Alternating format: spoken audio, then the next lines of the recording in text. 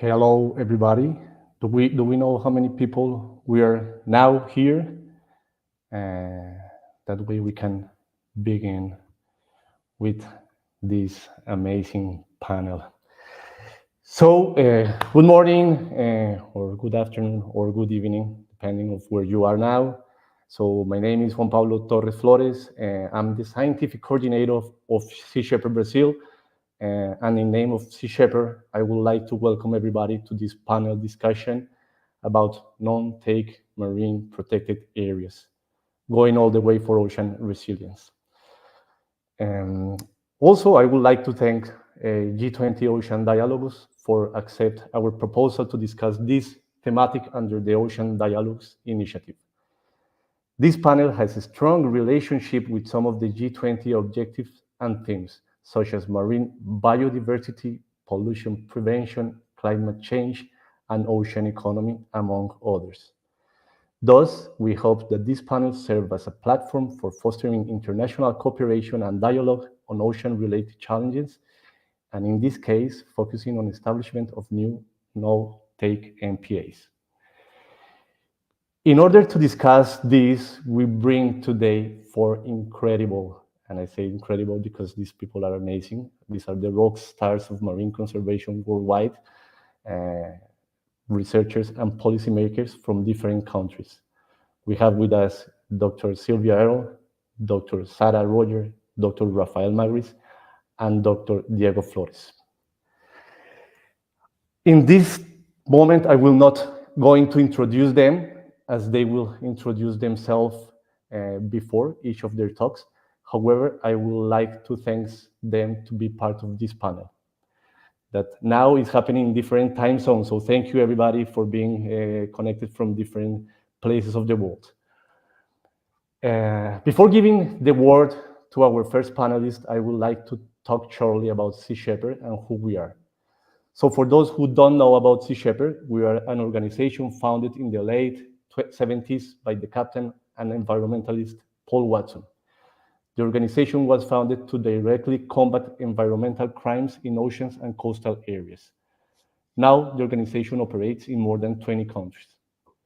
In Brazil, we have different campaigns, among which I can mention the campaign to combat fishing consumption and commercialization of sharks and rays, the campaign to know the state and combat the plastic and microplastic along the coast of Brazil, the campaign to combat the hunting of river dolphins to be used as bait for fishing, the campaign to remove ghost nets, and finally, the campaign that seeks to create no-take areas. And in this case, we are focusing on a migratory corridor in the northeast side of the country that we expect to go from Atoll das Rocas to San Pedro and São Paulo archipelago in the middle of the ocean, of the Atlantic Ocean. In addition to those campaigns that I already mentioned, we have others that are starting, and we are also participants in various conservation roundtables and forums at national and international level. In this way, as you can see, it is in our interest to put on the table the issue of no-take marine protected areas in order to reach 2030 with at least 30% of our areas being protected.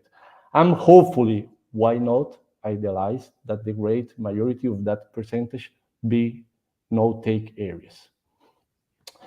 So before welcoming our first panelist, I want to break a little bit the protocol and personally take the opportunity to mention and draw attention to the fact that we were initially going to have Captain Paul Watson as a panelist here. However, in a shameful act by the Danish authorities, he was arrested while fighting to stop whaling in the North Atlantic. In this way, I would like to ask everyone here to speak out through social networks and express their disagreement with this act that makes no sense using the hashtag #FreePaulWatson. Let's help Paul, because if we imprison those who fight for our planet, then in a short time, all of us that we are here present will be in prison too. So, saying this, to cut a long story short, I will want to welcome our first panelist, Dr. Sylvia Errol, who we all know everybody knows, and I must openly admit here that I'm a fan of her. So welcome, Sylvia. She will talk about HubSpot, but I will let her talk about this. Thank you, Sylvia. Thank you for the privilege of being a part of this panel. And I certainly want to echo your comments about doing whatever we possibly can, whoever we are, with whatever power we have or influence, to free Paul Watson. He is a genuine planetary hero. He's put himself on the line so many times, not for self-interest, but for the interest that all of us share, a planet that is habitable. So, do what you can. Thank you. If I have any credibility to be able to speak to the issues at hand, it may be that, like Paul Watson, like Jane Goodall, like David Attenborough, like many scientists who are deeply rooted in the 20th century, we have been a witness to two amazing phenomena. One is how much we have learned about who we are, where we've come from, and where we might be going. When I was a child, no one had seen Earth from space, not the smartest people who ever lived before when I arrived, or even like in the middle of the 20th century. Einstein did not know what Earth looked like from space. No one had been to the deepest part of the ocean on his watch. So many people who were brilliant, but they did not know what no one could know, because we hadn't yet been high in the sky, had not yet been to the deepest parts of the ocean, had not yet reached that point of being able to connect people all over the world, to begin to put things together, to see patterns, to make the connections. Lucky us, as 21st century human beings, we have the gift of knowing what our predecessors could not know, to see what no one could see. But here's the thing. During that same time of immense learning and understanding, we have seen and caused the greatest era of loss of the natural systems that underpin our existence. Earth is not habitable because we have made it so. Quite the contrary. We came along at a time as a result of 4.5 billion years of systems working together, largely through cooperation, through collaboration, this intricate network of give and take, creating a planet that works in our favor. Throughout our history, we have prospered because of what we have taken from nature. It's become a habit. We call all of nature natural resources, as if they're just there as a resource for us to use, to take, to turn into something that benefits us. Anything that does not seem to have a purpose, we think of as either underutilized or not to worry if we lose it or destroy it. If you can't see a purpose that fits our vision of usefulness, it has held us in pretty good, has worked in our favor, or at least it has seemed to, because by converting nature to support us throughout our history, we have prospered. look at if prosperity could be equated with numbers, go back to the 1500s when there were 500 million people. By 1800, 1 billion. When I came along in the 1930s, 2 billion. By 1980, 4 billion. Today, 8 billion. That looks like prosperity. We're doing a great job of converting nature to our purposes. Okay. But at the same time, this new knowledge that we've been acquiring for the first time enables us to see the danger we have put ourselves in by altering the nature of nature, by converting half of the land alone just to agriculture, by converting the great majority of the land to human purposes, old growth forests, old growth deserts, these natural systems that have evolved over millions of years, the diversity of life. And in the ocean, early in the 20th century, the idea of protecting nature on the land really took hold. In the United States, they say it's the best idea America ever had, to deliberately protect and safeguard areas that were at risk of being lost, national parks. Around the world, similarly, it became obvious that if we did not proactively protect areas, our habit of converting nature to our purposes would just overwhelm all of the land. Today, about 15% of the land is proactively protected with laws, with deliberate actions to save what remains of our natural history, if you will. There's still a chance. There's more on the land that can be protected. And the effort to go to at least 30% by 2030 is really ambitious, but necessary. This is not a luxury. This is not just a nice thing to do. This is critical to our survival because it's the natural world. Nothing we have done has created a favorable climate. That has happened by the living planet, mostly by the ocean. It's only fairly recently that we've had the knowledge, the perspective, the insight to know how important the ocean is, not just to life in the sea, but to life everywhere. It's where more than 90%, probably closer to 97% of the biosphere where life occurs is in the ocean.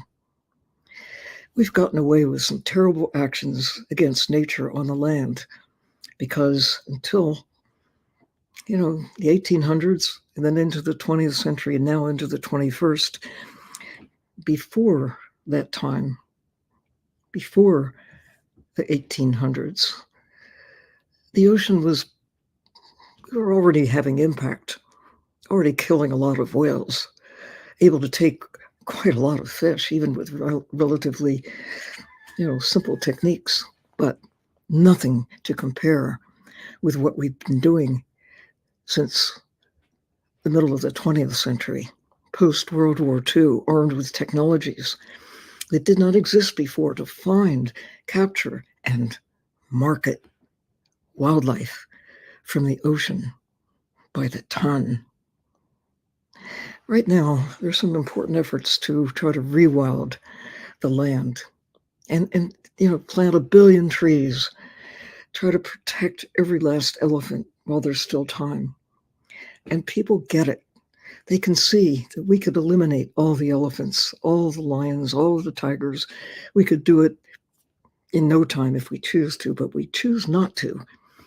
We're beginning to understand the value of nature, not just because it's bankable, not just because of carbon credits, but because there's a moral, ethical responsibility.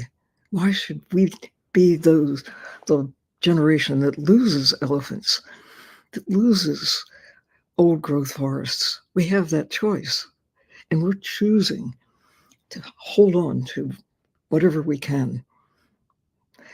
In the ocean, perversely, we're spending billions of dollars to de-wild the ocean. We're taking wildlife, not rewilding the ocean, although we certainly need to, given that 90% of the sharks are gone.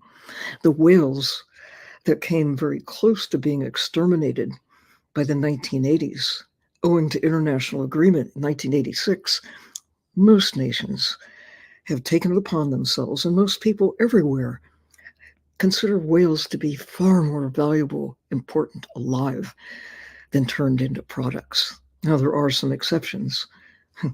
Japan, Norway, and Iceland, and some other countries as well, are proactively killing cetaceans for commerce or for sport, or whatever it is. We have begun to see the power that we have to make a difference proactively or through complacence or not understanding, or thinking of ocean life as wildlife. I've had the privilege of exploring the ocean starting in the 1950s when scuba first came into being. I've spent thousands of hours as a witness, the way others have witnessed the land. I've been especially privileged to be able to witness the ocean, not just by scuba diving, by living underwater 10 times, using underwater laboratories where I can stay day and night, not like Jane Goodall, who spent years getting to know one species very well, chimpanzees, and changed the way we think about them and ourselves, but long enough to get to see fish, grouper, barracuda, parrotfish, other creatures, to see they have faces, they have behaviors, they have personality. They thought Jane Goodall was crazy when she said that chimpanzees have faces, have personalities, feel pain, many things that people just thought, couldn't believe it, but now we do. We have the evidence. We have the evidence about life in the ocean as well. Our fellow mammals, of course, but our fellow vertebrates, the fishes of the sea and freshwater as well, have a role much like birds do above. They're critical to the ecosystem, but they also have an aesthetic, moral place for deserving of our protection. And then there's squid, krill, all of the creatures of the ocean that we have just thought of as products, never thought of them until right about now as fellow creatures, wild animals that are part of what makes us alive, that keeps us alive. This is really the most important time perhaps in all of human history. I not only have been able to live underwater and have that perspective, getting to know individuals, I've also been privileged to use more than 30 different kinds of submarines to be able to go deep in the sea, to see that life is not just limited up here where we can go as scuba divers or where we can hold our breath and see the creatures like coral reefs and seagrass meadows and mangroves, all that have been diminished by about half since the middle of the 20th century. There is time, but not a lot, to take what remains, the 10% of the sharks, the tunas, the swordfish, the fragment that still exists of what remains of the natural living systems close to shore, and to look at the last best chance we will ever have by looking at the high seas, the deep sea, the water column itself that is filled with life. I'm a witness to changes. I remember when going into the ocean seemed like a dangerous thing to do because there are so many sharks. Now I consider the ocean to be a dangerous place because of the absence of sharks. All on my watch. If so much change, good news and bad news can happen in one lifetime, think about how the pace is picking up, both in terms of what we're learning and also what we're losing in the coming century. Right now, armed with knowledge, our highest priority should be land and sea to take this opportunity to save everything we can of the systems that remain intact. That means the deep sea. Why would we even think of deep sea mining and destroying that last great wilderness in the deep sea or in the water column? Why would we even think of deploying fine mesh nets to take that layer of life that migrates day and night, that really is part of not only the food chains in the ocean, but a critical part of the carbon cycle? Think climate impacts back to us. And even if you put aside what favors us, we should think about what we have the best chance we will ever have in all of human history, past or present, to use our power to proactively embrace the last wild, healthy systems,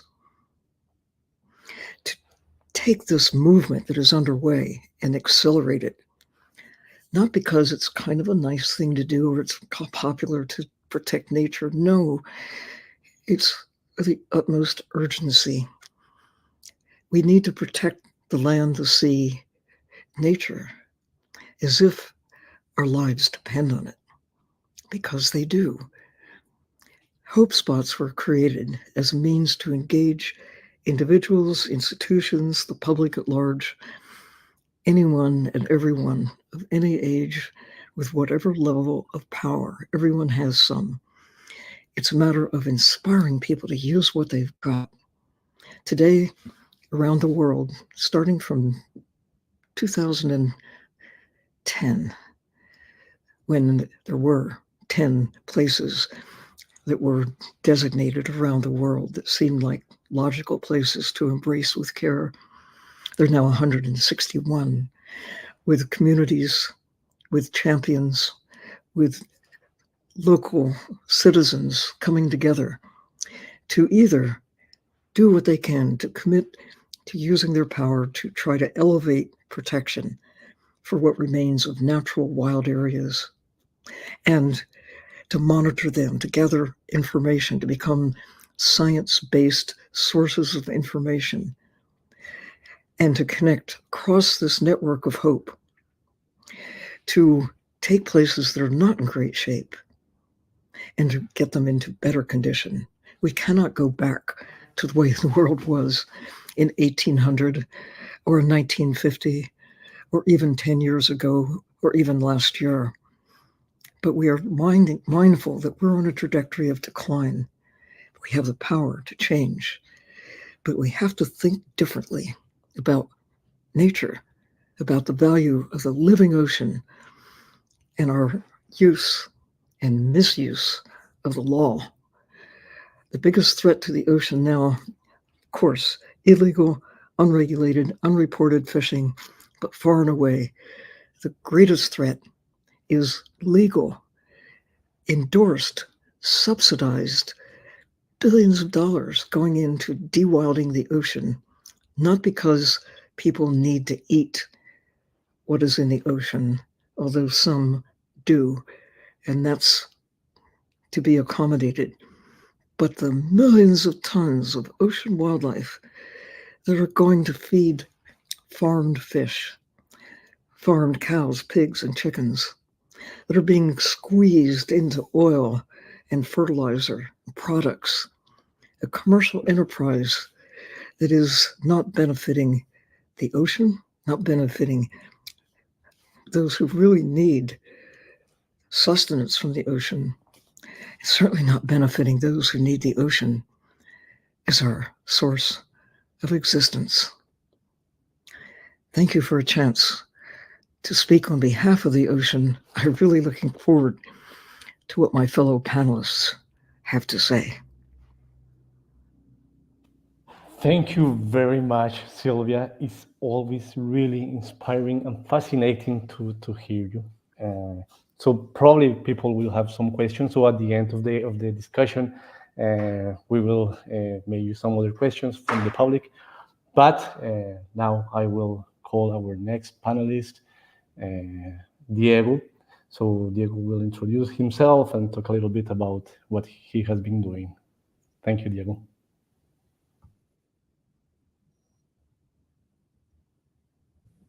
Diego, I think you are mute. Sorry. Okay. Are you listening now? Okay. Thank you very much, Juan Pablo. Thank you for the invitation. Thanks to Sea Shepherd to the invitation to attend this very interesting webinar. Thank you, Dr. Sylvia Earle, who has participated in different activities here in Chile. You, Sylvia, you are a champion of marine protected areas in Chile.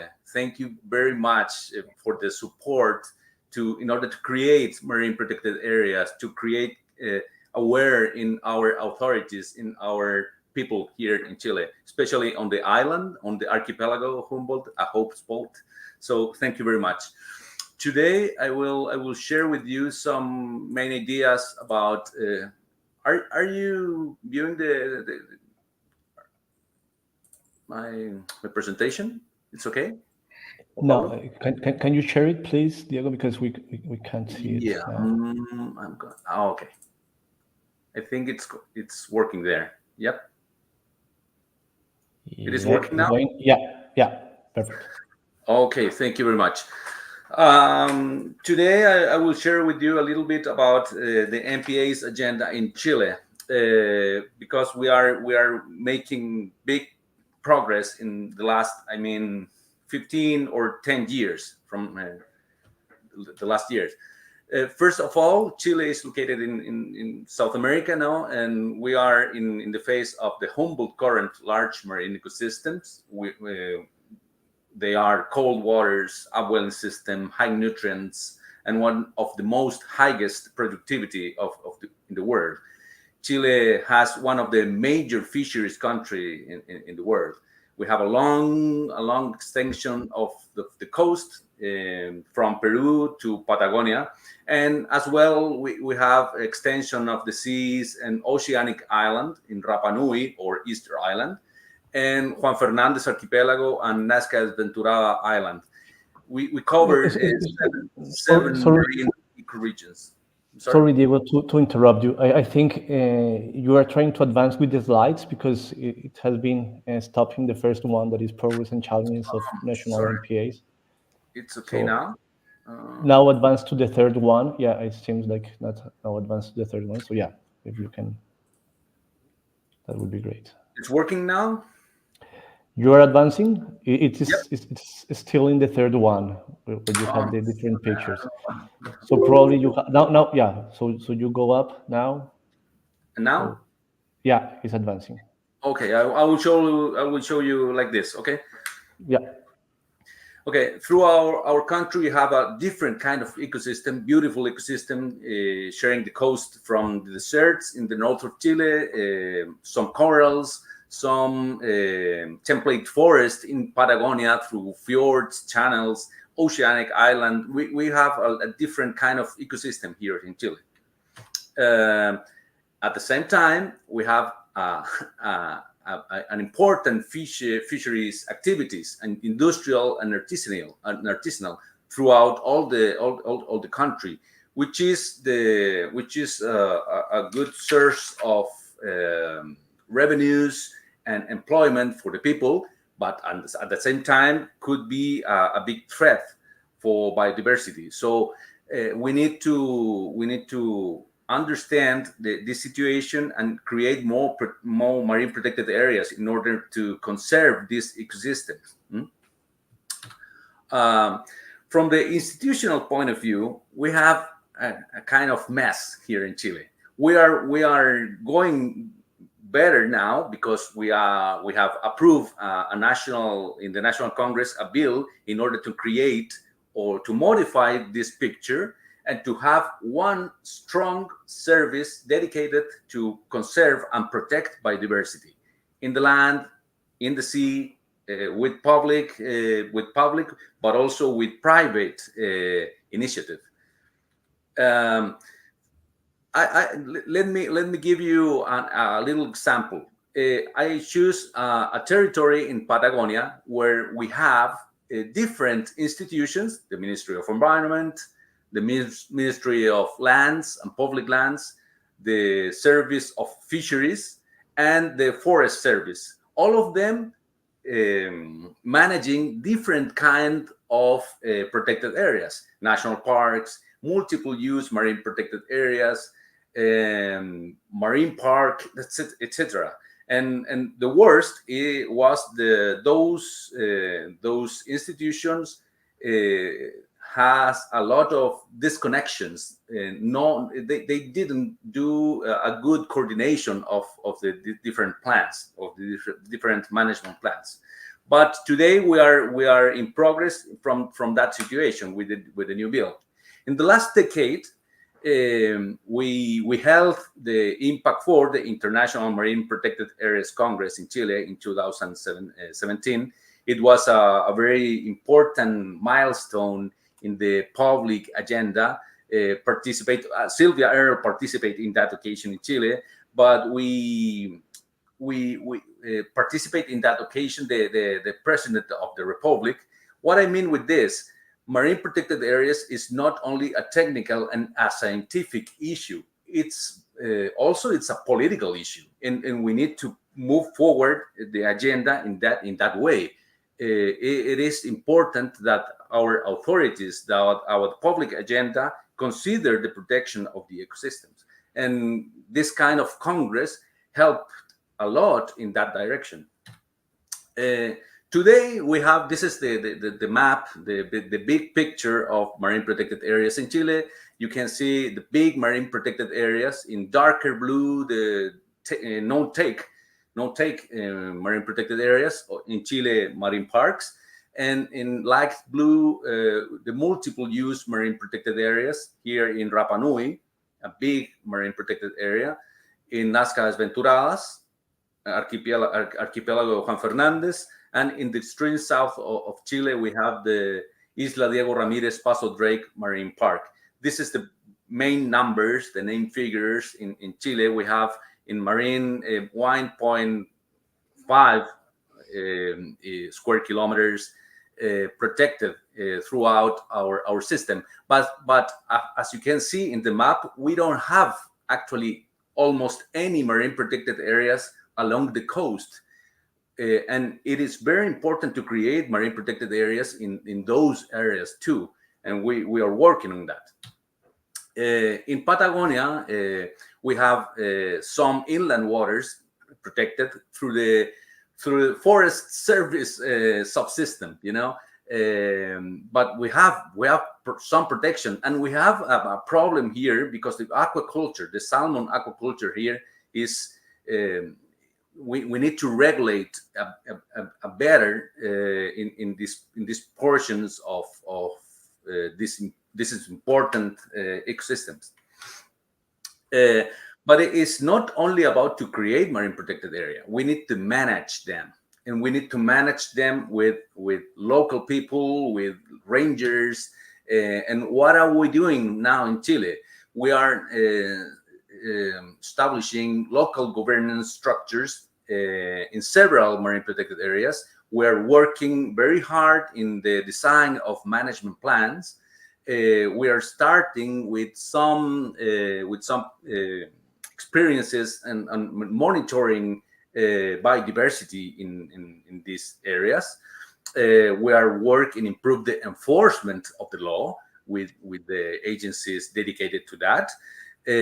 We have hired managers in different areas. For instance, in Rapa Nui or in Juan Fernández, it's the first time that Chile has a public agent in those islands regarding the protection of the sea. So that is very important, and we have reinforced that commitment in the national policies structured in the MBSAPs and in the ocean policies. A point that was that was appointed by Sylvia, by Mrs. Earl, was working with people, working with local people. In the case of Easter Island, you can see there the local councillors elected by votation. They have been working with us, Ministry of Environment and Fisheries and Defense Minister, in the management plan. And this Sunday, the next Sunday, we will have an important votation.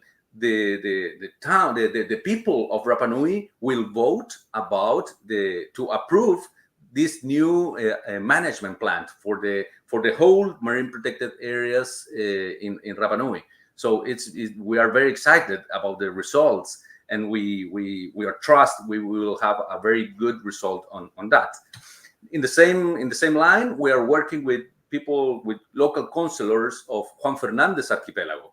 They have vote to select the councillors, the local councillors. So that this is a democratic exercise, and it's very important to governance, for a good governance of the marine protected area, along with the public functionaries.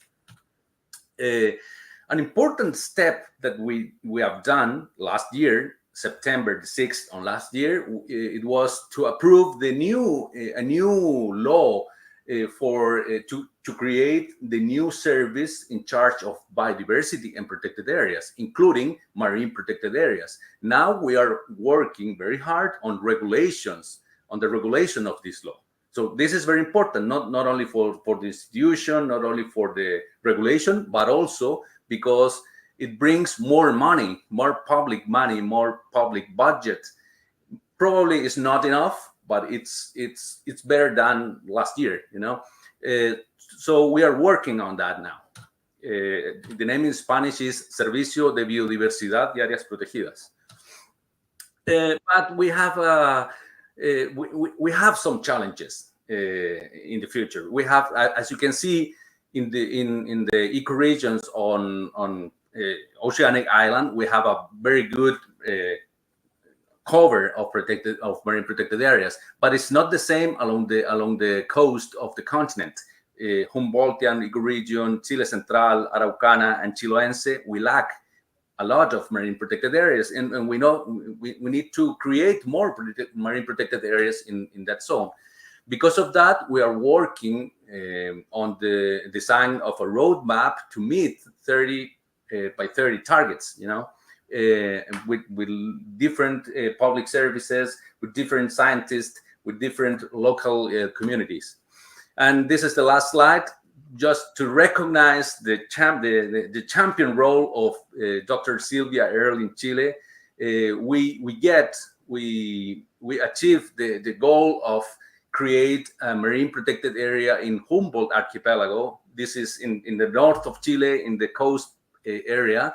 This is the hope spot.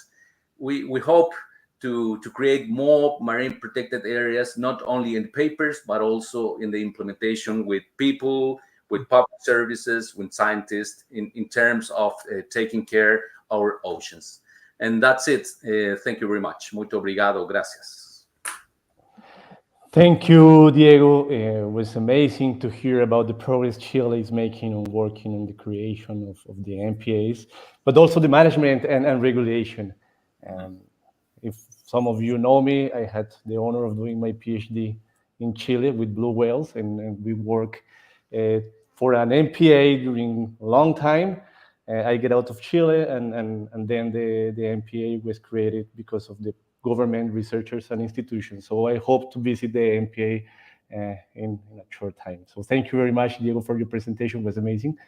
I will call Rafa Magris. So Rafa, if you can introduce yourself and present what you have been doing in Brazil, that would be great. Thank you. Hello, everyone. I'm Rafael Magris. I'm an oceanographer. Currently, I'm working at the National Institution for Biodiversity Conservation here in Brazil, which is a governmental institution linked to the Ministry of the Environment. And today I'm going to address a little bit this question about why we need fully protected marine protected areas, MPAs, right?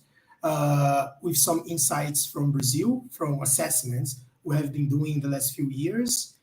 I'm going to then, my presentation is going to be much shorter, but I want to also to say thank you to Sea Shepherd for the invitation. It's also a pleasure, of course, to be here with Sylvia. Unfortunately, last year, we supposed to meet in person, but for a last minute change, we couldn't meet you in Fernando de Noronha Island, but hopefully anytime soon in the future, we can meet each other in person, right? It would be a pleasure for me. So I'm going to present then without, can you just confirm if you can see my presentation, please?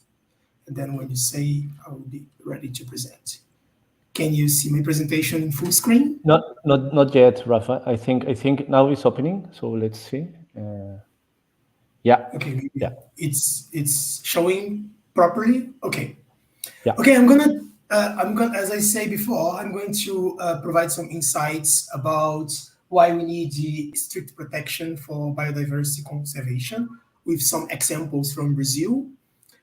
So basically, I'm going to try to answer this question about why it's so important to have no-take marine protected areas or areas where we don't allow extractive uses of biodiversity.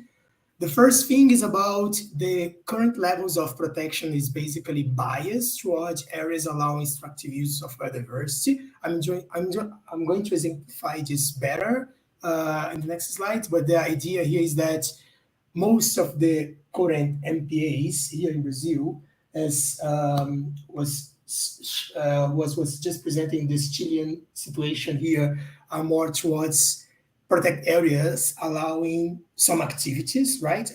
We call them partial protection. So those MPAs, they combine some economic uses of biodiversity with also biodiversity protection. But my point here is that we have a way more areas offering partial protection than areas fully protected, right? So I'm going to exemplify this figure better.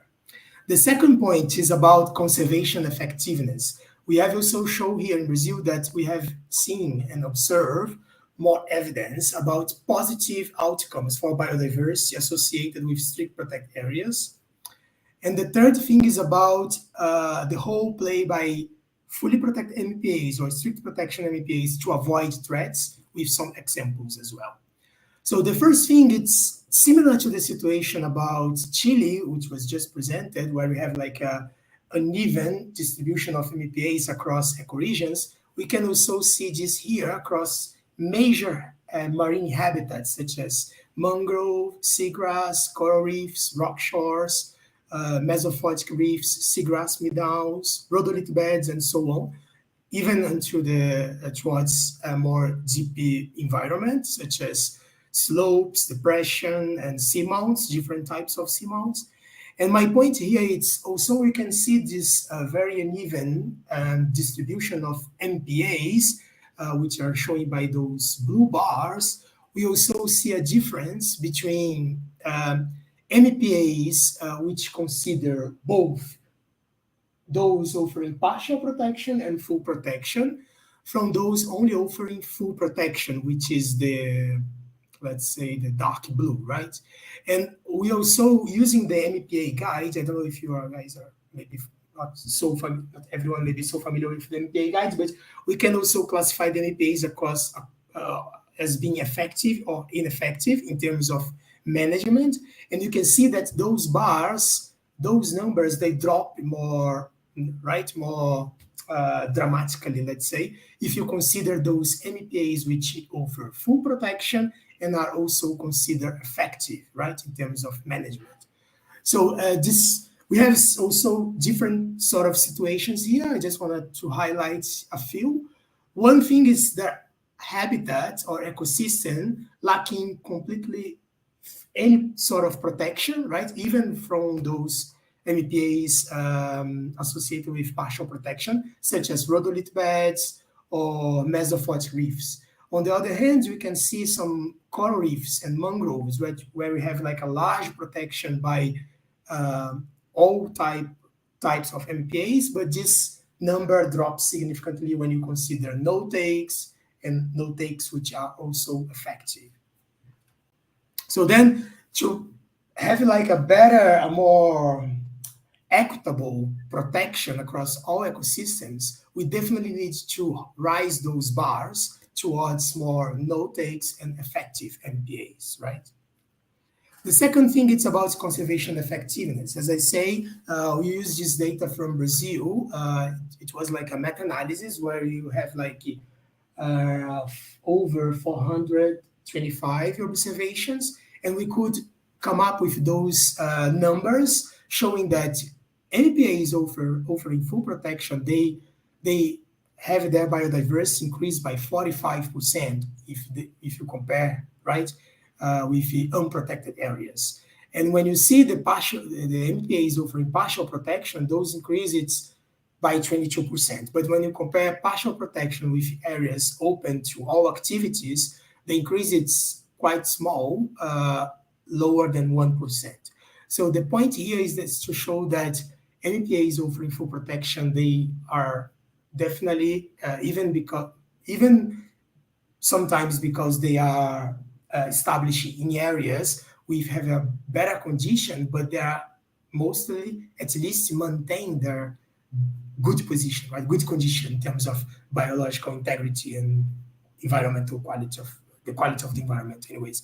So then that means then we definitely need more full protection to, right, make sure we have like a higher biodiversity richness, higher biomass, and more species, species with increased size, like even observing individuals, we could also see more bigger animals, right, associated with MPAs offering full protection.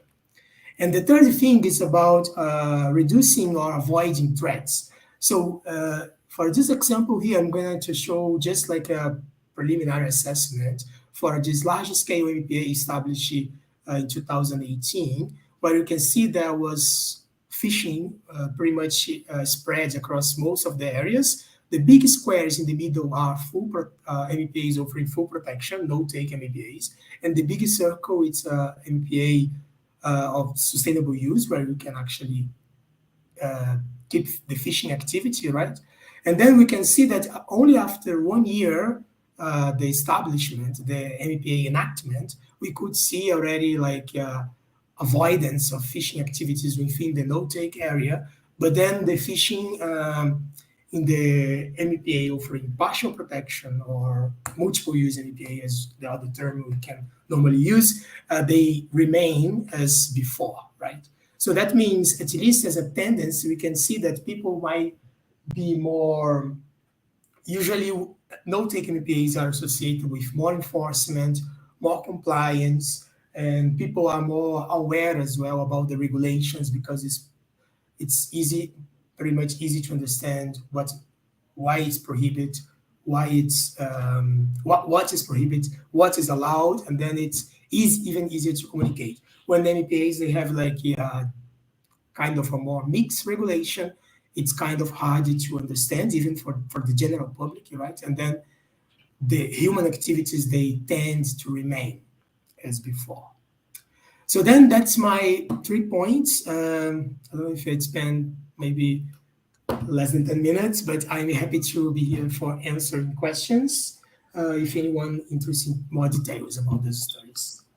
Thank you, Rafa. And it's great, as always, to hear Rafa, because he always brings robust and current scientific data, and probably he's one of the people that most encourage the creation of non-take MPAs in Brazil. So thank you very much again, Rafa, to hear you. And for our last panelist, I will call Sara. I'm really, really happy to hear Sara. She has been working with plastics, and I would like to hear Sara. Thank you very much. Thank you very much for inviting me. It's a real pleasure to be here today next to Sylvia, Diego, Rafa, and Juan Pablo as well. So I'm very honored. Thank you. I will share my screen, and please let me know. Can you see it well? Now, I think we are just seeing half of yours. Like it is divided into Oh, half. So probably you should. this is not working like this? No? It is a small. You are sharing like in a small panel. So I don't know if you Oh, can just okay. do it again. I'm sorry about that. I will share screen. Okay. Share screen. Window. Okay, maybe I need to share this one. Is it better? Let's see. No, again the same. Oh, yeah.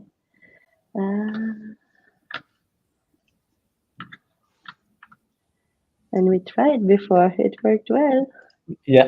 Okay. I'm so sorry. I know time is precious. Murphy Law. Entire screen. Murphy Law. Okay, window. Like this. And then I'm going to put it in full screen again.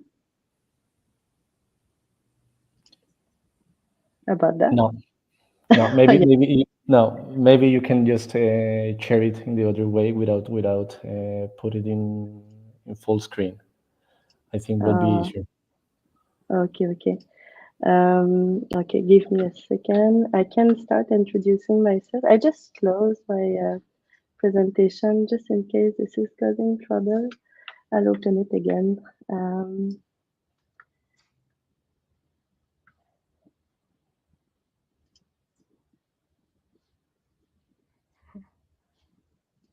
Okay.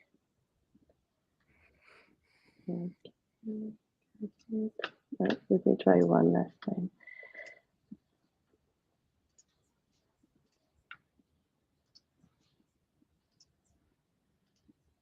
Share and then big one. No. Yeah. Okay. Well, I will disconnect from this. Because you have another screen, so probably that's Yeah, why. I If you share it just in one screen, probably will be okay. Okay, I Without using disconnected. the second one. Yeah. Okay.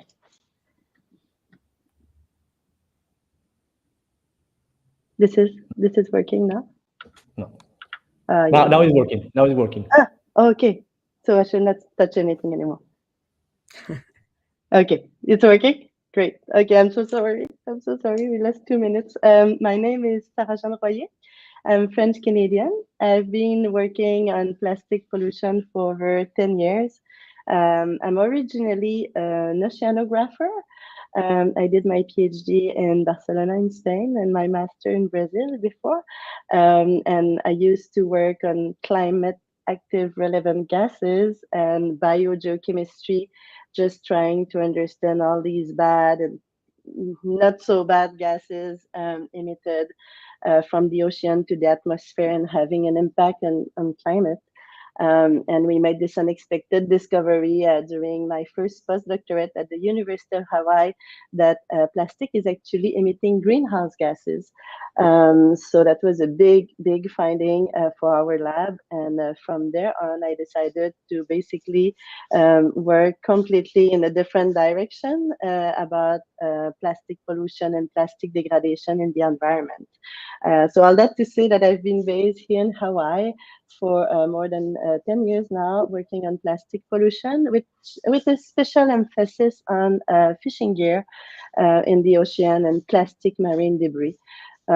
So today, now I'm working with the research team of the Ocean Cleanup, a wonderful team of very motivated scientists trying to understand better the sources of this pollution and also where it's going, the sink, the effect on the environment. So this is the Great Pacific Garbage Patch. It's the largest accumulation zone of plastic floating in the ocean. It covers 1.6 million square kilometers for Canadian, or 620,000 square miles. And it's actually about 3 times the size of France. Here I'm just putting 2 slides just to describe a little bit the technology that we use at the Ocean Cleanup, which is targeting plastic pollution with a dual strategy that is cleaning the legacy plastic that persists in the ocean gyres and also intercepting the plastic in rivers before it reaches the sea. So this is our system in the Great Pacific Garbage Patch on the left-hand side, and on the right, this is an example for an interceptor. And the work that we've been doing is based on this amazing paper from Laurent Laubreton and collaborators, basically describing like the pollution level in 1,000 rivers. And then what we do basically is we are trying to target the most polluted rivers, put a passive interceptor there to basically intercept all of the trash coming down the river so it avoids reaching out the ocean. And now I'm going to focus a little bit on research because this is my field of work. But for the Great Pacific Garbage Patch, that is between Hawaii and the west coast of the USA, we take advantage of our system and the collection of data for research purposes. So basically, we use different monitoring methods to assess the full size range of floating plastic. We use the Manta trawl, the Mega trawls, we do aerial surveys. We do also, and this is what I'm going to present today, we use basically the debris that we collect with the large nets that I will explain a little later. And I'm looking at every piece of trash that basically we collect twice a year. And also we have numerical model, visual observations, and also an automated debris imaging system that is basically set up on different boats in different oceans, but with a special focus here on the GPGP, the Great Pacific Garbage Patch, where we can ID floating plastic as we move in the ocean to understand better the concentrations, the dynamic, the type of object, which is really helpful for us to target like the hot spots of plastic debris and be able to basically collect as many marine plastic floating at the surface as possible. This is how it looks inside the system. So the floating debris that we see there, it's a passive system. It goes at a very low speed for animals to be able to escape, for example. And we are still working on different things about the system. Of course, it's always progress, and we are trying also to reduce our carbon footprint. So there are many challenges, but overall, it's been really successful over the past couple of years in collecting a large amount of debris that will otherwise end up into protected areas, for example, or have the chance to degrade more and more and become smaller and smaller in pieces and basically have access to a larger wide of wildlife for ingestions. So yeah, we do have a direct impact in this sense. This is more broad with no specific like regions at the moment, but later on I'll go a little bit more into details. But by removing the plastic, we protect marine ecosystems, including those in no-take MPAs, and we create also healthier habitats for marine species. And at the same time, we have indirect impacts, of course, because we also have, through the cleanup, we also enhance the biodiversity. We support for conservation efforts. We increase public awareness, and also we create potential synergies between different groups and collaborators and organizations. So this project specifically that I wanted to discuss for about 5 minutes is whenever the system comes and we have the full extraction zone that is like full of plastic marine debris, it comes on the boat, and twice a year I will be looking at characterizing the composition, the abundance, the sources and origin of debris afloat in the GPGP, and also trying to understand the effect on neighboring islands, including protected areas surrounding the GPGP, and monitor all of this debris over time. So this is a yearly project that I'm very passionate about because I've been based here in Hawaii for 10 years, and I'm seeing the effect of this pollution directly on our beaches and the effect it has on wildlife in general. This is a lot of debris. And yeah, the purpose of the study is just to understand where is this trash coming from, and to look at the composition of it. So here I'm just putting a quick procedure that we do, but whenever we collect 6-7 tons of debris, when I do the work, it's called a catch analysis. Looking at the composition, we look at every pieces. So we look at the nets and ropes, and then we also look at all of the rigid materials that is greater than 5 centimeters. So we look at everything. And the interesting part here that I will present quickly is the clues of origin. So basically on every item we see, and there are thousands of them, we look if there's some writing and some clues of origin just to understand better. And we also work with bite marks. Just an example here on the writing that we can find on some of the objects. So we catalog it, we look at it, we translate it. We have also local translators to help us understanding the brands, etc. And for also the bite marks, on every item with a bite mark, we try to track it back to the species just to understand better what are the main species that are biting and ingesting plastic. Is it more seabird? Is it more sea turtles, shark, fish in general? Just to understand better what's going on once the trash is out there, and who are the most of them suffering the effect of this ingestions. Just a little picture here where we can see very clearly the bite marks. That's in the GPGP, but in Hawaii it's very similar. Yeah. So that's for the GPGP, or the North Pacific Garbage Patch, that's located between Hawaii and California.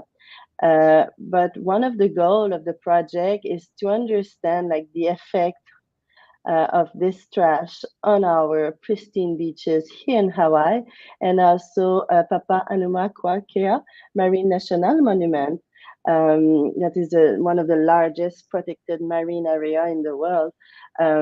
So the project starts with the GPGP, where I look at the composition of the trash there, but then, and it's my work today actually. So I have great colleagues that are actually doing the work, and I'm gonna join them after. But we also do it on the main Hawaiian Islands at James Campbell National Wildlife Refuge. That is a refuge protecting endangered species.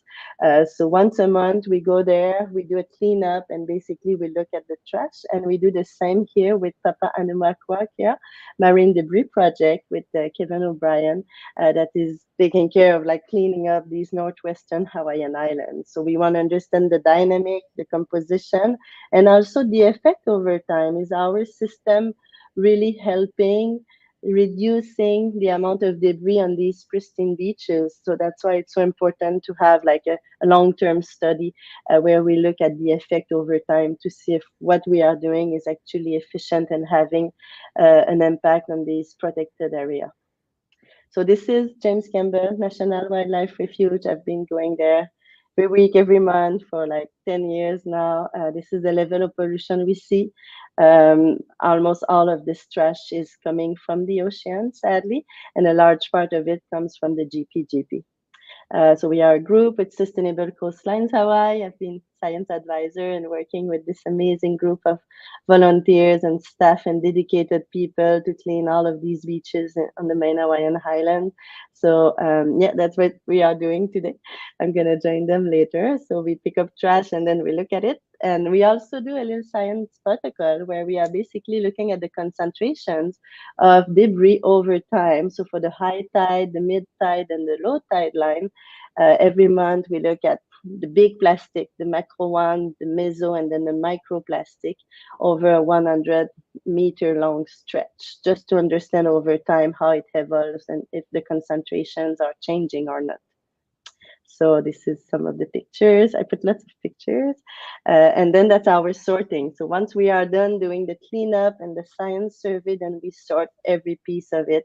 And we just make sure that we understand where is this trash coming from and what is the composition? Is it mostly fishing gear or bottles, etc. And we do the same at Papahanaumokuakea Marine National Monument. As I said, it's one of the largest protected marine area in the world. It's the largest one in the US. and it should be pristine and beautiful, but this is basically how it looks like when you go out there. Yeah, PMDP, they are a wonderful group organizations. They are right there. They are on Liaison Island at the moment we speak. They left a couple of days ago, and they basically pick up all of the trash there, and then they bring it back, and then I look at the composition. Yeah, it's very heartbreaking when you see the amount of pollution over there and over here as well. And just to give you an example, so that's what I'm doing. I put just a few slides and then I'm done, but I just wanted to show like how we break down more or less the data that we are looking at. So here we are looking at the GPGP on the two top ones and Hawaii. I just put like 3 graphs to give you an example. And what we notice, especially for the GPGP, is that 84 and 82% of the debris that we find belongs to fishing gear. In Hawaii, it's a little different. It's 41%, but we have a lot more fragments. So when plastic reaches beaches, then you have more UV absorbing all of this, the UVB will like favor the fragmentation of plastic and also the movement of the plastic. So we have a lot more fragment in Hawaii, but still we have a fairly large part that belongs to fishing gear. So this is a like major concerns, of course, and we try to understand the dynamic behind it, and hopefully having our science having an effect on the science and policymakers over time.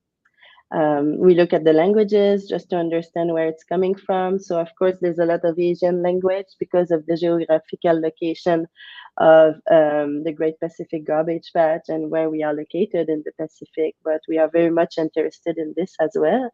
We look at the production year to understand better, like how old is this plastic? And also we are looking at the branding. So we are looking at the brands in general that we find on the items whenever we have the information, because sometimes the plastic is so weathered and it's difficult to identify, but that's also part of the work we do. And the polymer types, of course, we work like with floating marine debris. We have a lot of PET, plastic bottles, but they mostly have the cap for the ones that are wondering. But that's why they float, otherwise they will sink. But yeah, we mostly work with HDPE, very durable plastic that can be there for 10, 20 years and still be floating at the surface. And finally, the bite marks, I just thought that would be of interest. But overall, like most of the bite marks are seen on bottles and soft fins. And also most of the bite marks are coming from fish and shark, seabird, and a little less of sea turtles because it might be harder to bite. But it doesn't mean they don't have plastic in their stomach, because they have a lot of microplastic that are floating around, so they can just eat it. But the marks in itself, it's mostly fish and sharks. So that was just a preliminary results to show you a little bit what we are doing, and also hoping that all of this science will have a greater effect on law and policymakers, will reduce the plastic pollution in these protected areas as well. And then one of the last thing that we do with all of this data is basically trying to understand the plastic in Hawaii, trying to track it and see where was it before. And what we notice with the numerical model is that between 2015 and 2020, 61% of the model particles that reach Hawaiian waters had visited the GPGP at least once within the previous 5 years. So we know from our experience and from looking at the trash, of course, but it's always interesting to see like the trajectories and the pathways of this plastic floating that finally end up here, and if it's relevant to clean the GPGP. So on that note, yeah, we still be working hard in a couple of weeks to do a lot of sorting. Needs a lot of hands on deck, and but it's been a very rewarding project just to understand better this entire dynamic and see the effect that we all have on these areas that are protected for Hawaii. If you have any questions, please reach out to me. I won't be able to stay for the full panel discussion because I need to go in the field. We have a team of 30 volunteers training up James Campbell today, so protected areas. So yeah, I'm usually leading the science, so I'll join them, but you can send me any pictures my way. Thank you so much. Thank you very much, Sara. It was amazing listening to you, and I always been incredible curious to hear more about what you are doing, and I was pleasantly surprised by the scientific and public awareness work you are doing. So thank you very much for your presentation. Um, I know that Sara and Diego has to leave before the end of this discussion. So I would like to make a first round of questions. So Sara, if you can wait a little bit, I will ask Diego, and then I will ask you, and then I can continue with Sylvia and Rafael. That way I can leave you and give you free time to go and do your duties. So I would like to ask Diego. He talked a little bit about involving community, local communities, and indigenous groups. And I want to know more about what you have learned about this. And this is important because in most of the areas we are working on, as being a marine protected area, we have local communities. And sometimes you have these people as like, can be something difficult. But we have seen that in Chile you are doing involving these people. Can you talk a little bit more about the lessons you learned about? Yeah, thank you. Thanks, Juan Pablo. Are you listening, Mine? No? Yeah. Okay. First of all, thanks for inspiration from Sylvia. Second one, thanks for the evidence from Rafa and Sara. Thanks for your presentations. Regarding the questions, it's a lesson learned about to include local communities and indigenous communities in the MPA process. The first lesson is to include them from the beginning of the process, not in the middle, not in the last of the process, to guarantee the participation of local communities and indigenous communities from the beginning of the process. It will improve the performance of the governance dynamics of the marine protected areas in the present and in the future, to include from the beginning. The second one, create spaces to the decision making to the participation of them, of some of them, their representatives in the decision making process about the management of the marine protected area. Third one, let them organize themselves.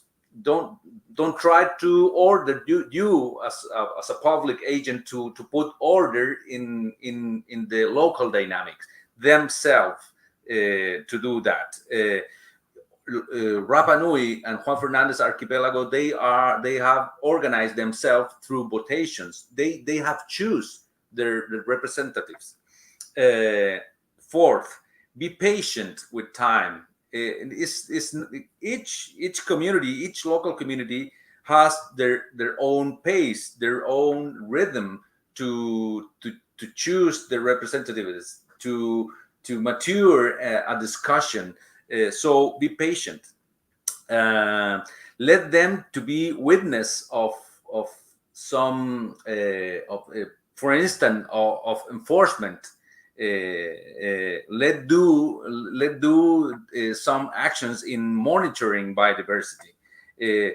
I said that because in a traditional way, we involve local communities in issues such as education, diffusion, dissemination of the information, but not in other kind of actions of management of marine protected area. They want to be a protagonist of the action of conservation. That could be, and finally, from the government point of view, don't be afraid. Then give you to them participate of the decision making process. Don't be afraid of that. That will be the main lesson learned from Chile. Thank you, Diego. It was really nice to hear you. I know that you have to leave, but yeah, thank you very much for being here with us today. And certainly, if you can leave your email in the comments chat, that would be great, because probably other people have more questions and they can just make it by email. So thank you for Okay, thank that, you. and, I and will. congrats again for that. Bye bye, take care, and see you hopefully soon if I visit Chile soon. Um, Now I want to ask Sarah because I know she has to leave too. If Sarah, how can no take MPAs enhance the effectiveness of initiatives led by organizations like the Ocean Cleanup in reducing plastic pollution and preserving marine habitats? That's a very good question. Thank you. Yeah, I would say that the no-take marine protected areas, they can significantly enhance the effectiveness of initiatives like the ocean cleanup, also all the beach cleanup organization that we are working with in reducing plastic pollution and also preserving these marine habitats through several like synergistic mechanisms. And Yeah, the non-take MPAs, they don't allow any fishing activities, and they were designed to consider like fish and marine livestock at first. However, the plastic is seldom, and it's always going to be there, and it can be actually a good way of measuring also the effectiveness of the protection. But since plastic pollution is transboundary, like it travels, the floating plastic travels across different geographical like oceanic regions. So it's really hard like to control this, and I think we have to understand better in the water surrounding these areas, and also like as the GPGP here, you have like thousands and millions of thousands of tons of plastic floating, and we cannot control their movement. It goes with oceanic currents, it goes with the weather, with storms, and it can end up on any of these protected areas. So I think it's really important to monitor these non-take MPAs and to understand better like the dynamic and where is the plastic is actually coming from for protection over time. I hope it Thank answered you. well. Thank you. Yeah, that's great. Thank you, Sarah. It's so sad not to continue having you here in the discussion, but certainly, again, if you can put your email in the chat box, that would be great because probably some people will have more questions as I have to. So will be nice to hear you again in a future opportunity, and then yeah, let's keep in touch. Thank you very Thank much, you. Sarah. Thank you very much, Juan Pablo. Thank you, Sylvia, for being here today. And let's free Paul Watson. Yeah, free Paul Watson. That's the hashtag. Thank you very It is. much. Yeah. Sarah. Mahalo, Bye Nui. bye. Take care. Thank you. Bye-bye. Bye. So now we have Sylvia and Rafa, two people that I really admire and I'm inspired on. So Sylvia, her deafness, as she's being called, I want to ask you a question, and something that probably will inspire more people here as you inspire me. Is in your experience with what are the most significant ecological benefits you have observed in no-take marine protected areas and hotspots compared to reuse without such protections? And I know that hotspots is not a legal framework as an MPA, but probably you have been diving in hotspots that are not protected as well as in protected, fully protected areas. So will be nice to hear about what you have been observed. Well, first of all, I guess you could say they work. When you stop the killing, start the caring, great things can happen. It happens on the land, it happens in the ocean. It's no mystery. It seems like common sense that we have the best chance we have ever had to safeguard what remains of our life support system that is in trouble.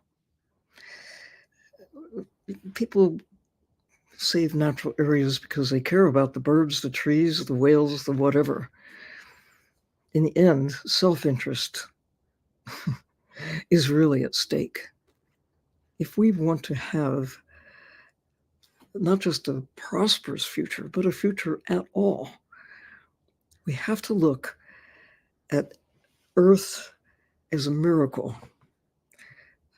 Look at the universe beyond. Not very friendly place. In fact, it's really hostile.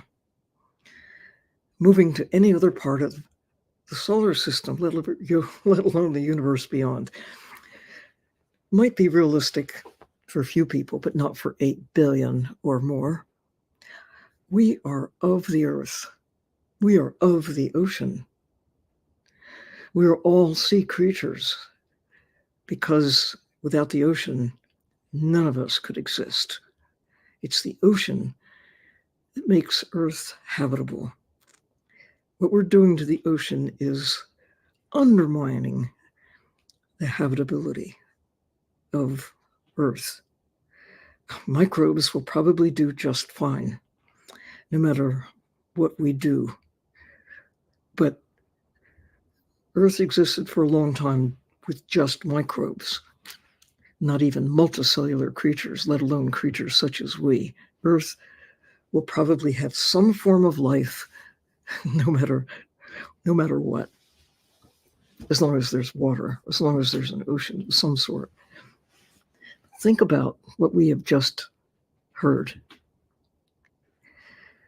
What is causing the defaunation of the ocean? What has caused 90% of the sharks to be gone, mostly since the 1980s? What has been driving the collapse of coral reefs, kelp forests? What is causing ocean acidification? What's causing the warming of the planet?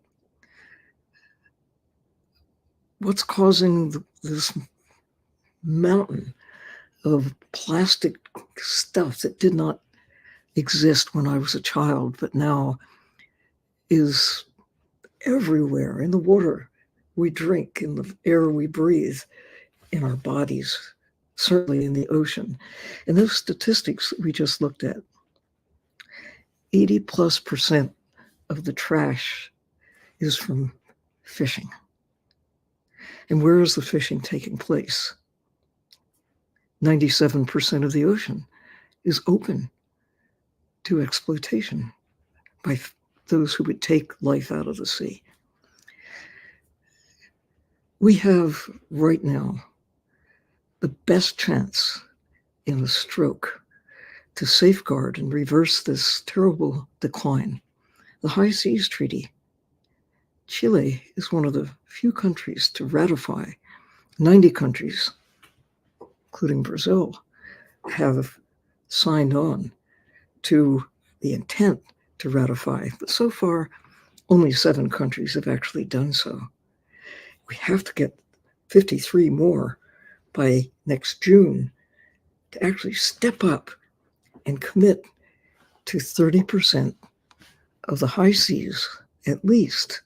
And why stop with 30%? Why keep 70% open for exploitation when this is mostly about commerce that is subsidized? This is not about feeding people who really need ocean life on their plate. That's a choice. It's a necessity for some, but that could well be satisfied if we protected more of the ocean and exploited less. 30% is a good start. If we stop industrial fishing in at least 30% of the ocean, think of how much trash would not be generated that now is.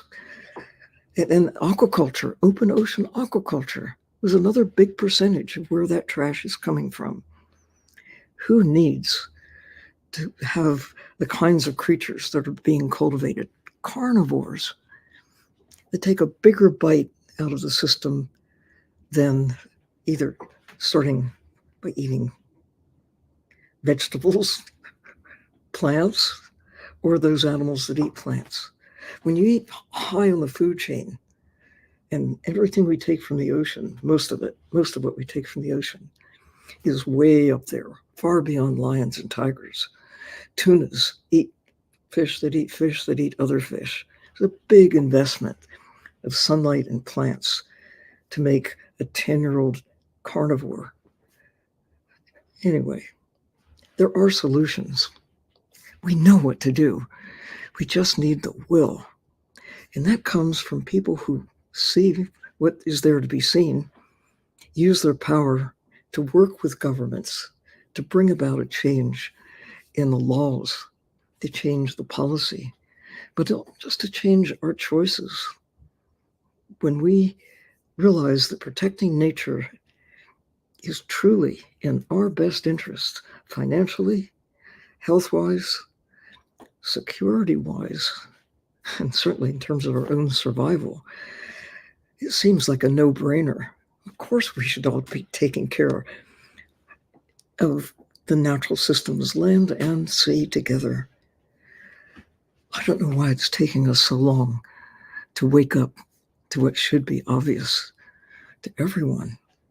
I really thank you for putting together this panel and exposing the questions, and providing some answers, and maybe inspiring people to look in the mirror and see what they can do to change this trajectory by embracing as much of the natural world as possible while there is still time to reverse the harm that we have caused and continue to cause.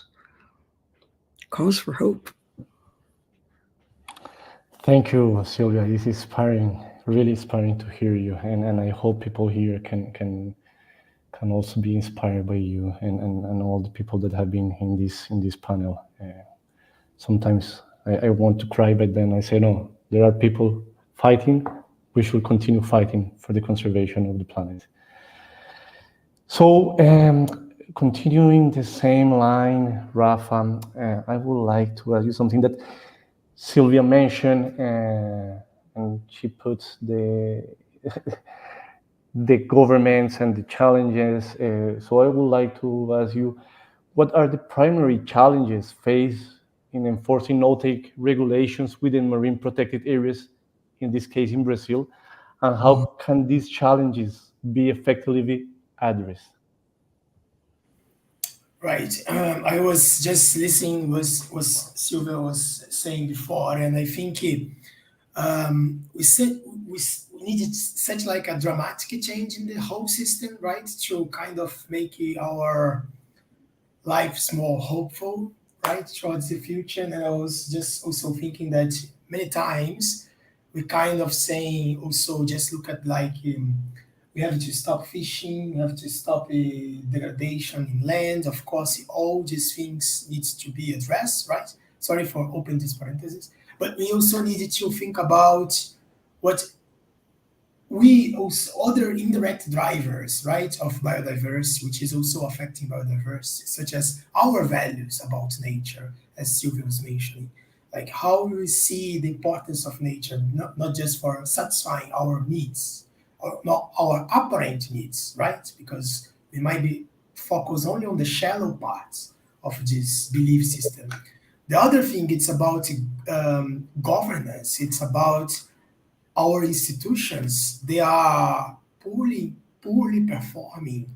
So we need to strengthen our governance to make more better decisions, and also make sure technology or science are actually getting to the point and making a real change, right, in our decisions.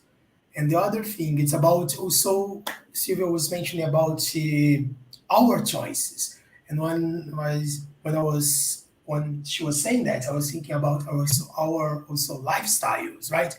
Our diet, our consumption patterns. So all those things in the end, they're also, of course, in different ways or in different spheres or dimensions affecting nature. So we need to have more like a comprehensive view of the whole thing to actually fight against our not so hopeful trends, I think. So anyway, so coming back to the monitoring, you say enforcement, right?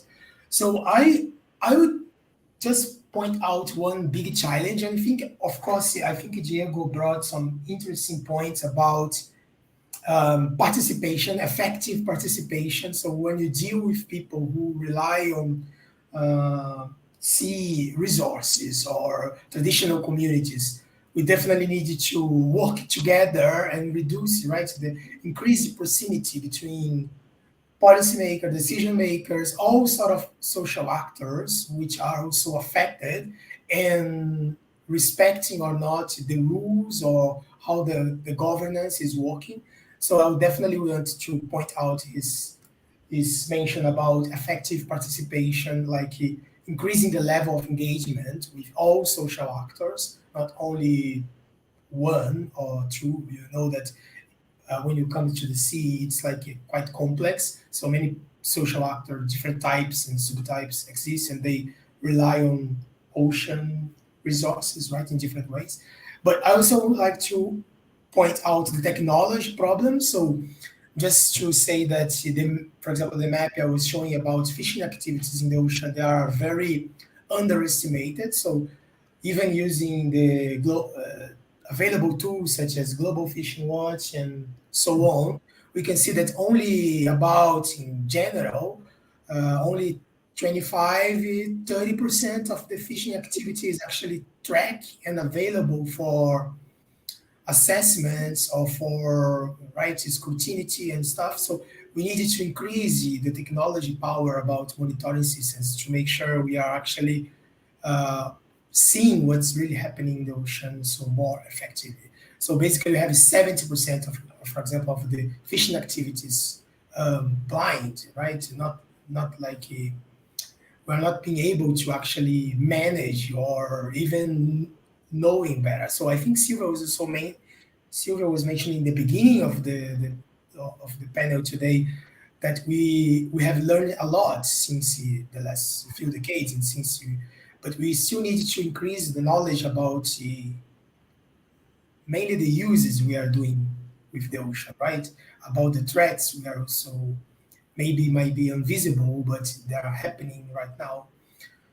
So to increase awareness and changing value systems and so on. So all these things are interrelated. I just want to make like a more general, comprehensive answer for a very complex problem.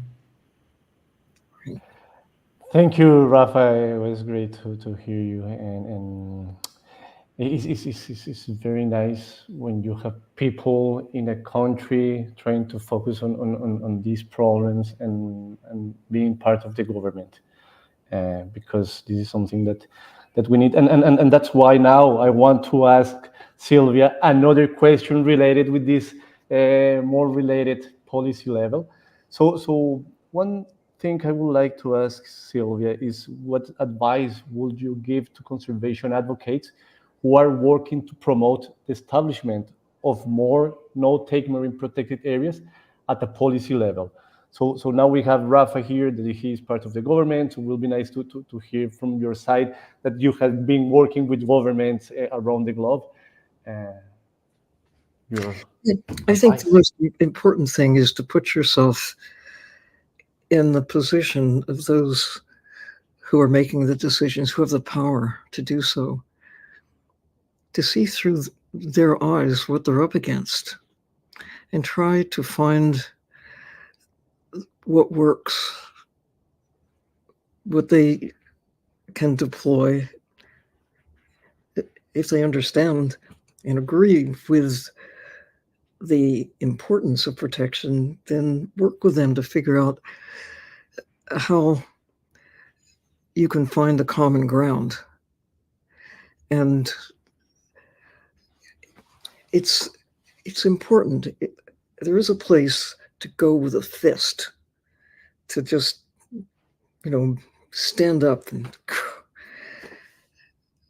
there's also a place for saying, okay, I don't agree with you about this, but we can agree about this place. Let's work on what we can agree about and really make that the starting point of making progress. If we just talk to one another, those who agree with one another, it feels good, but it doesn't make progress. You've got to deal with the shipping industry. You have to deal with the fishing industry. You have to deal with those who are creating the plastics to get them to see what you see and understand that we're all in this together. It's just one system, Earth. We're all connected, and all of us are having impact one way or the other. What can we do together to move from this clear decline to recovery? One decision, one policy move. I mean, President George W. Bush, when he could see the value in having full protection for the Papahanaumokuakea area around the northwestern Hawaiian Islands, for full protection, because it meant there would be more fish. He likes to fish, but if you fish everywhere all the time in any numbers, there won't be any fish anymore. He could see that. He could see that the organization called Ducks Unlimited, that wanted to take ducks home for dinner, were the primary voice for protecting habitat so there could be ducks live. We could kill them all. We could kill all the whales. We came very close to doing that. But when different interests came together for whatever reasons, protecting whales when they were just about to be lost forever, those who said, well, if we don't stop killing them now, there won't be any more whales to kill, just put a moratorium out there, and it has worked. There are more whales today. Not every whale species is recovering, but all of them are given a chance now that, for the most part, nations around the world have stopped. Imagine if we agree that there's value for whatever reason. You want more fish to kill, or you want more fish alive? Either way, you've got to give them a break, because right now we have the capacity to take every last bluefin tuna. We're doing a really good job. From 1970 to where we are today, 90% are gone. In the Pacific, the numbers are even less. So even by protecting some areas, the population is more or less stabilized in the Atlantic at about 10%. But there's nothing like, if we could protect much more, maybe they could get back to where they were in 1970, which was far more. I mean, it isn't just about how many animals can you kill. It's about how many animals can you save at this point in time. About half of the volume of creatures in the sea that were there in the middle of the 20th century are gone. It's called defaunation, the loss of animals in the ocean. And that means squid, it means swordfish, it means tuna, it means whales, it means the fabric of life. We have to think differently about what we take out of the ocean and what we're putting into the ocean. The plastics are doing a great job of killing, along with what we're deliberately killing. It's when you see how vulnerable we are because of how much we have degraded the natural world that everyone, little kids, can see that, what is the future they want to have? The future with whales or without whales? With a planet that's working in their favor or a planet that's continuing to decline? We have the best chance right now than we've ever had or ever will have. If we could go back armed with what we now know 50 years ago or even 10 years ago, if people really understood the danger we're in, it would be so much easier. to make the choices that would take us to a better place by fully embracing real protection for nature. You know, this dim future could become brighter very quickly. We have the power to do it. It's a question of using the power individually and together. So, your question, how do you get to those who have the power to make the decisions, the elected or appointed officials? Try to get them to see what you see and work with them as your allies, because they have not just the power, they have the responsibility. If you can make them see that and urge them to be brave, to be bold, to be courageous, they can be heroes too. Thank you, Silva. Yeah, it's amazing to hear that, and having people here from government is very nice also, because they will hear you. They are hearing you, and it's nice because we have Rafa, and Rafa is a person that works with the government in Brazil, and he's really focused on now take marine protected areas. So it's very nice. I mean, message to him and to all the people here from government. I'm encouraged by actions in Brazil. I'm looking for big things to happen. I'm encouraged by what's been happening in Chile. You know, there are plenty of reasons for hope leading to action. Consider what happened at the International Seabed Authority just this week, when an oceanographer from Brazil took the leadership role. And there might be some common sense decisions emanating from the International Seabed Authority after years of worrisome decisions that favored industry over common sense. So, bravo. Let's keep this good news rolling. Yeah, that's something that we should keep rolling, certainly. Rafa, I have a second and last question for you before we open for a couple of questions from the public, and it's related to what we have been talking with Sylvia and you, and is how can government agencies, NGOs, and local stakeholders collaborate more effectively to enhance the management and success of no-take marine protected areas in Brazil?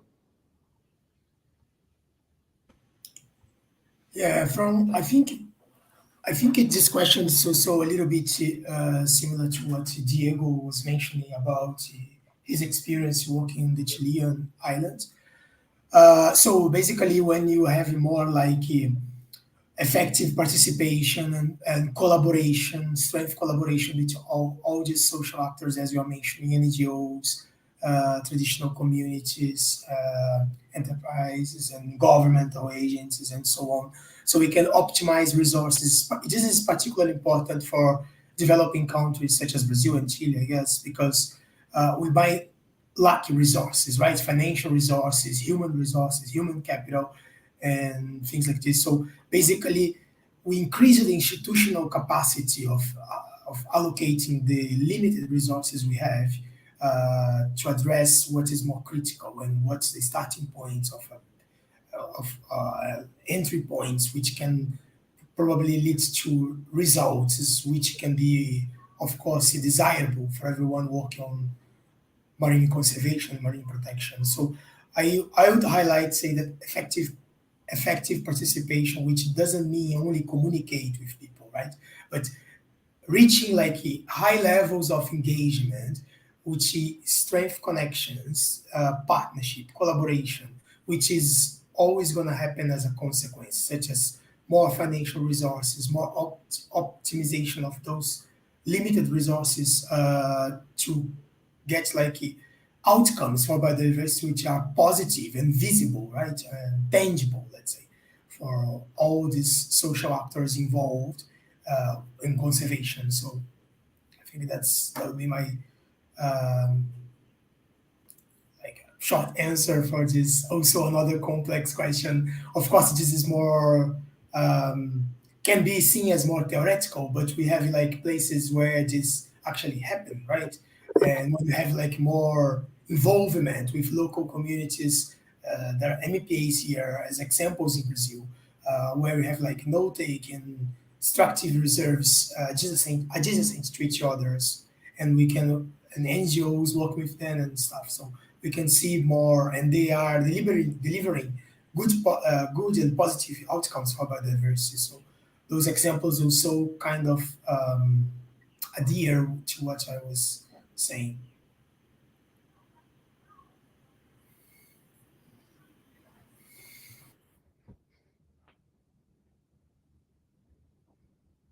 I think you're mute. Maybe that. I'm mute? No? Can you hear me? Yes, now yes. Okay. Yeah, no, I'm saying that thank you for that. I think we're working on that way in Brazil, and I hope to have more MPAs and no-take MPAs in Brazil in the next few years. So it's very nice to have you here. So I want to thank both of you. Now we have a couple of questions.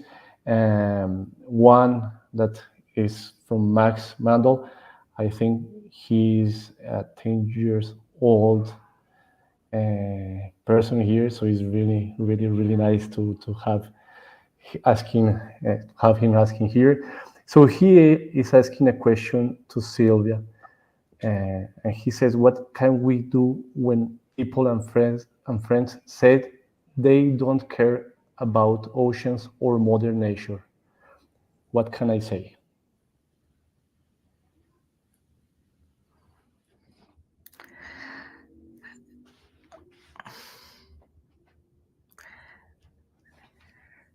Yeah, it's a common question. People ask, what has the ocean ever done for me?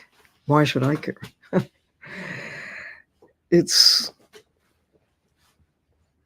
puzzling in the 21st century that anyone should be asking that question, given that since 1968, that view from Earth, of Earth from space, demonstrated that Earth is blue because of the ocean.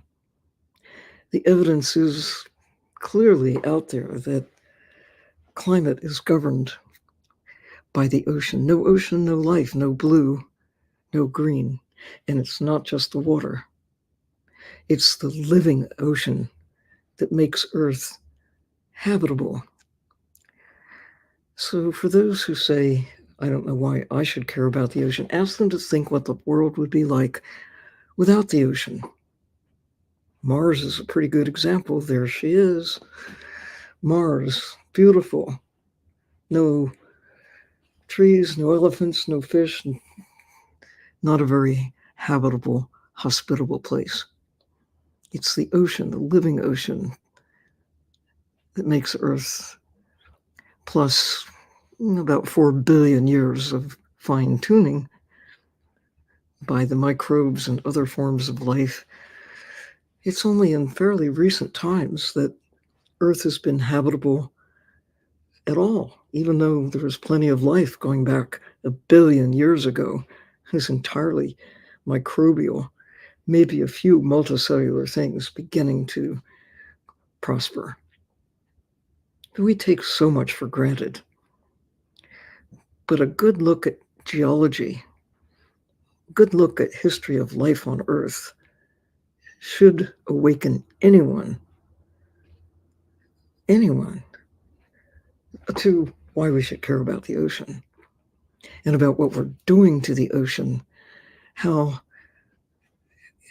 4.5 billion years to make Earth habitable for the likes of us, about 4.5 decades to significantly unravel those very systems that make our existence possible. So come on, you skeptics. I might say, where have you been not to have noticed the evidence that is all around. It's there for you, even if you're a kid, to take in what is now known and understand why you have to do whatever you can to take care of the systems that take care of you. And you can do it in your backyard. You can convert places that have been degraded into something better.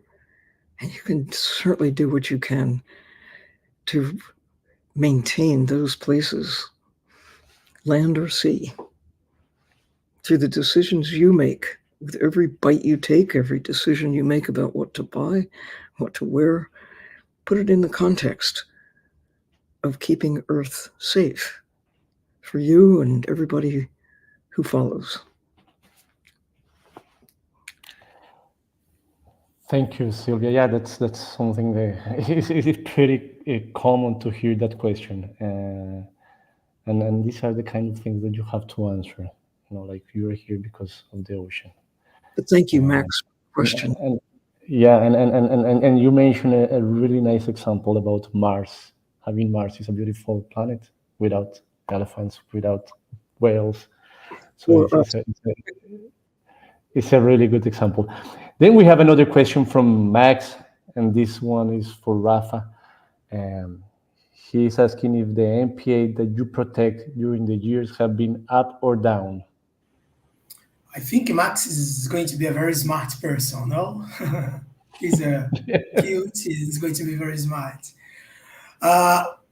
Max, this question, it's also difficult to answer because in Brazil, based on the monitoring we're doing here, some MPAs are performing very well, quite well.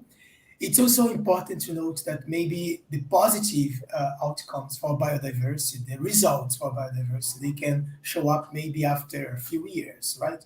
So in areas which I mentioned are fully protected, we saw this year that can take up to 5 to 10 years to see bigger fishes, more abundance, right? To increase the abundance of species which are target for fisheries and richness. So that means places which are fully protected and well enforced, and with good features, positive features, they might take longer to perform well, while other MPAs which allow other extractive uses, such as small-scale fisheries and other activities, might take longer, right? So we also saw this year that it take over 10 years to see results for degraded areas to be fully recovered if they are offering small partial protection. So, but this also depends on other things. Just to for my question, be not missing critical points. One of the things is, for example, is climate change, right? Even MPAs which are well managed, well enforced, and are performing well because they don't allow fishing activities and other human uses, they might still be facing bad moments because of for example, heat waves and other things which it's completely out of the control of the boundary of the MPA, right? So even MPAs like the Great Barrier Reef, which is like a very good example for management, it was at least for the years I was in Australia. I don't know how well it's doing right now, but anyway, they can be completely devastated by climate change, right? Because anyway, so in the ocean, it's the same situation for the plastic pollution. So the boundaries, they are not fixed, right? So impacts which originated outside the MEPA can affect population and species which are living within the MEPA. So that's which makes this question harder to be answered, right? But usually the characteristics I mentioned, such as time of duration, the duration of the time of protection, management, how well managed this area is taking place in the enforcement, they are usually associated with better results for biodiversity, for the species who are living there. Thank you, Rafa. I think we have time for one really short question.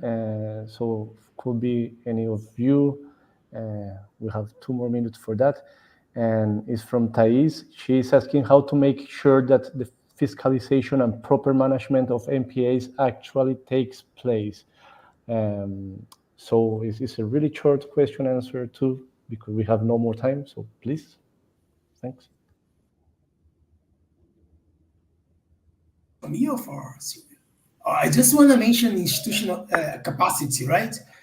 The critical thing is we have to have conditions to work properly in places which are already protected. And we have to mention that capacity, MEPA's capacity, I'm talking about resources, management, staff, critical things for working properly in those areas are lacking for several MEPAs. So this is a reality we face here on an everyday basis. So I just mentioned quickly this point. Sylvia, if you want to complement something.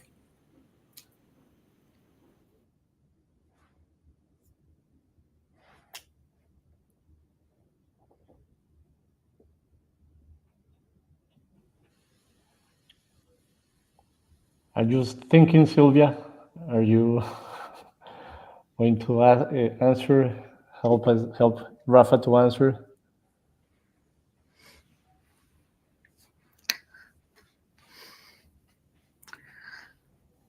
I think it's the responsibility of everyone to keep an eye and hold accountable those who have the authority to, on behalf of all of us, to protect or not the systems of value to all of us. The air, the water, the natural world. Nobody can do this alone.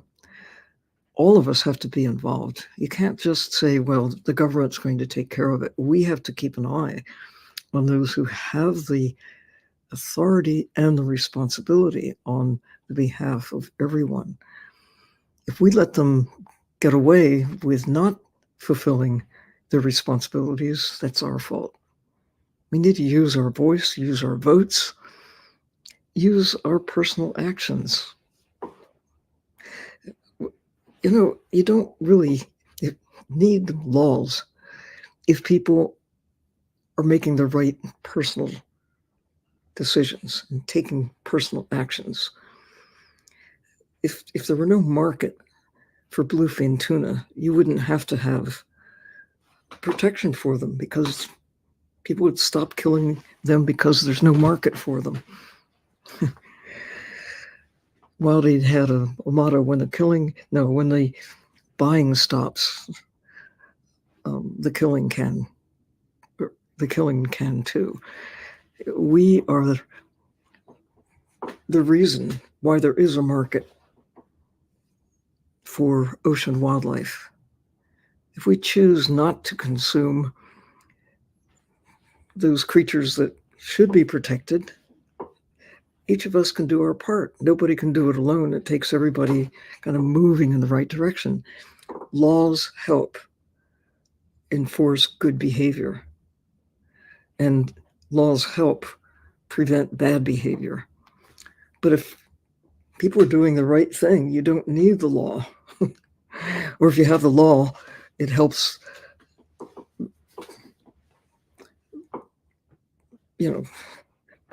take care of the bad behavior, those who aren't going to do the right thing no matter what. That's why you do need laws. But we need more people to just take personal responsibility, not just point fingers to, oh, they should be, doing more to take care of the land, the water, the air. No, we have to do our part too. Every one of us, every day. That's power. Thank you very much, Sylvia. I think we are getting out of time. There was another question, but probably Olivia, if you can do it, sending an email to Sylvia, that will be great. She asked just about how you choose where to locate the MPAs. I think she's thinking about the hotspots, but I think we're getting out of time. I just want to finalize this discussion again, thanking both of you as well as Sara and Diego that left us a couple of minutes before. Thank you again. It was really inspiring, and I hope everybody that have been watching this discussion and seeing all of you discussing about MPAs take more care about our oceans. This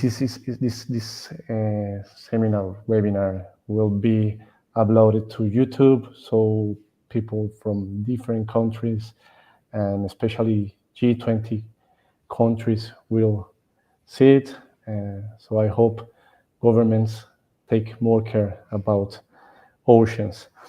And to end this, I want to mention again, please support Paul Watson Freedom.